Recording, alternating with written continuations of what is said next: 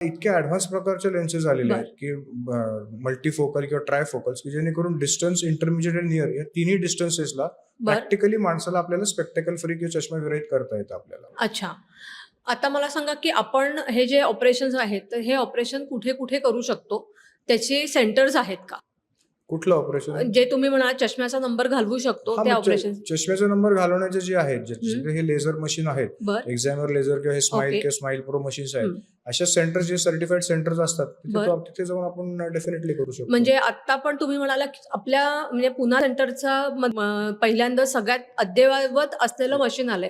तर हे मशीन अद्ययावत कसं आहे आणि तिथे काय प्रोसेस होऊ शकते? आता पुना आय केअर मध्ये जे मशीन आहे की स्माइल प्रो म्हणून जे घेतले, झायस कंपनीचं जर्मन मेड मशीन आहे, तर हे सर्वात अद्ययावत असे ह्याचे आहेत की ह्याच्यामध्ये ट्रीटमेंट जी आहे लेझरची ही 10 सेकंदाच्या आत आपल्याला कंप्लीट करता येते. अच्छा. त्यामुळे कुठेही चूक होण्याची शक्यता, म्हणजे जितका वेळ जास्त लागेल तर एखाद्या पेशंटने डोळा हलवलाय, त्याचं सेंट्रेशन गेले किंवा दुसरं काहीतरी प्रॉब्लेम होणं, हे होण्याची शक्यता जास्त असते. तुम्ही आपण जेवढा टाइम रिड्यूस करू तेवढ्यात हे सगळे प्रॉब्लेम्स होण्याची शक्यता जे ही कमीत कमी होऊन जाते.